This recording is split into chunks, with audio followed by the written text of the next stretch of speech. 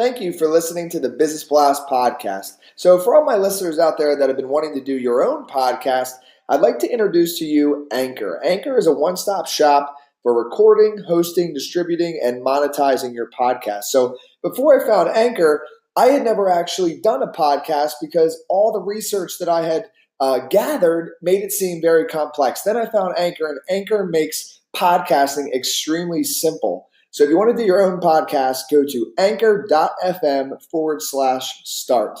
I can't wait to hear your podcast.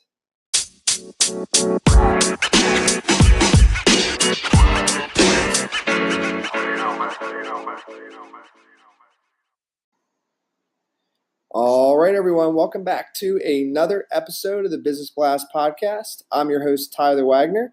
Today, I have Ron Carucci with us. He is the co-founder and managing partner of Navalent and is a seasoned consultant with more than 25 years of experience working with CEOs and senior executives of organizations ranging from Fortune 50s to startups in pursuit of transformational change.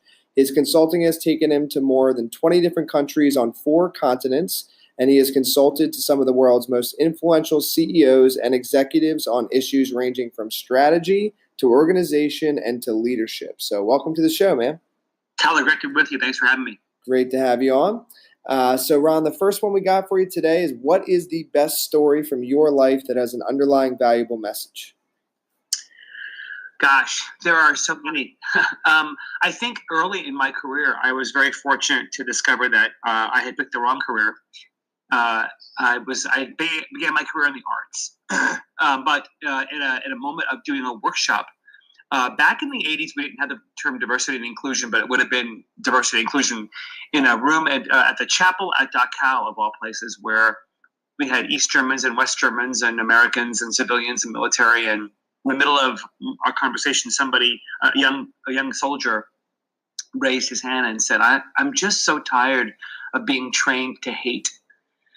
Which flawed me that something we'd done up in the front of the room could have made him think that. But I think it was a turning point for me to realize that, telling great stories is interesting, but engaging other people in their own stories is far more valuable. And I think no matter what job you're in, you have more impact in the world if you spend more time thinking about other people's story than your own. And then what is the most valuable piece of information we should know that's within your expertise or industry?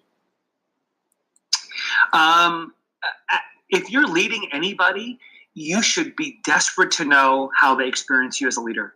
Whatever mechanism you need to find that gets you feedback or access to people's hearts and minds about you as a leader, get it.